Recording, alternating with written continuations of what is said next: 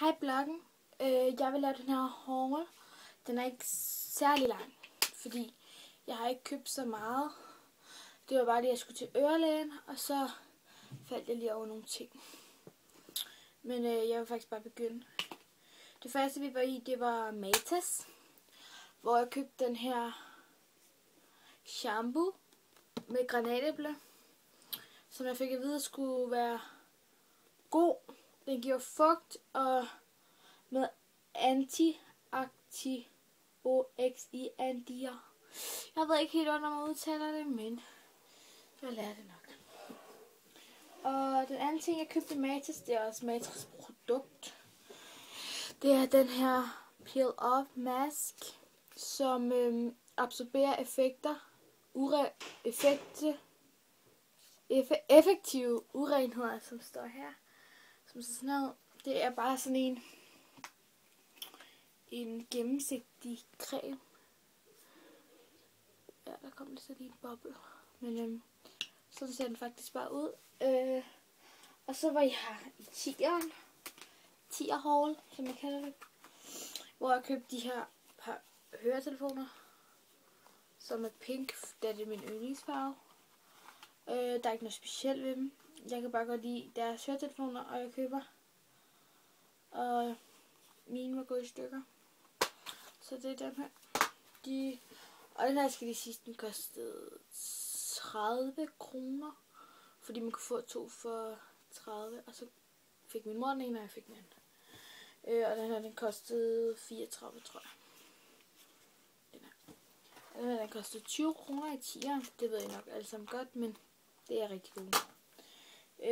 Og så har jeg købt den her læbestift, som ser sådan her ud.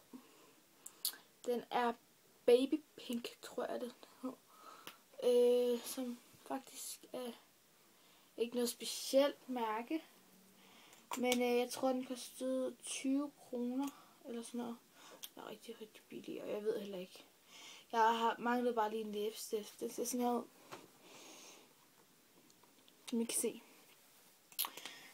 Og så købte jeg et beskyttelse til min iPhone.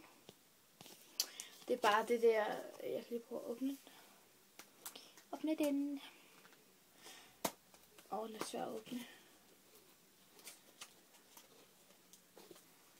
Ej, lige meget. I ved nok sikkert godt, hvad det er. Det der tilbage ved og foran. Der er 2, altså, så der er også tilbage ved. Ej, mit hår, der sidder lort til mig.